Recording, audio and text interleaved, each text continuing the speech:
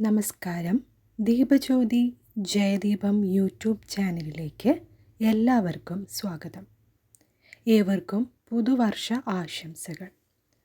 കൊല്ലവർഷം 1200 ചിങ്ങം 1 ഓഗസ്റ്റ് 17 ശനിയാഴ്ച പുതുവർഷം ആരംഭിച്ചിരിക്കുന്നു.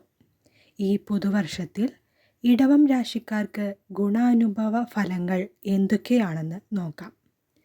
ഇടവം രാശിയിൽപ്പെട്ട നക്ഷത്രങ്ങൾ കാർത്തിക, രോഹിണി, മകയിരം.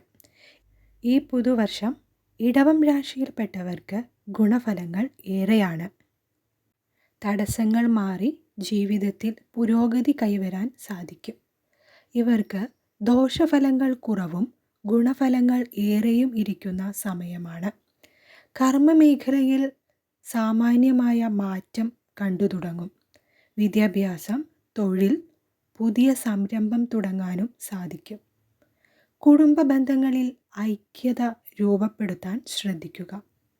പുതിയ ബന്ധങ്ങൾ, സുഹൃത്ത് ബന്ധം, പ്രണയം എന്നിവയിൽ ശ്രദ്ധിക്കുക. വാക്പ്രയോഗത്തിലാണ് ഇടവം രാശിക്കാർ സൂക്ഷിക്കേണ്ടത്. മുൻകോപം എന്നിവ നിയന്ത്രിച്ച് മനഃശാന്തി കൈവരിച്ചാൽ ജീവിത വിജയം നേടാൻ ഈ വർഷം സാധിക്കും.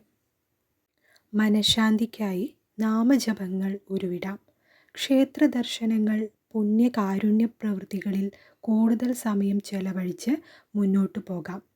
നിലവിൽ നിലനിന്നിരുന്ന തടസ്സങ്ങൾ മാറി ജീവിതത്തിൽ പുരോഗതി കൈവരിക്കാൻ കഴിയുന്ന സമയമാണ്.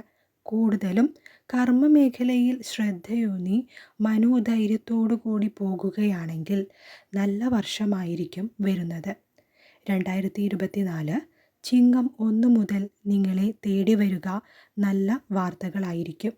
ഇടവം രാശിക്കാരായ കാർത്തിക, രോഹിണി, മകയിരം തുടങ്ങിയ നക്ഷത്രജാതകർക്ക് നല്ലൊരു പുതുവർഷം ആശംസിക്കുന്നു. കൂടുതൽ വീഡിയോകൾക്കായി ചാനൽ സബ്സ്ക്രൈബ് ചെയ്യൂ.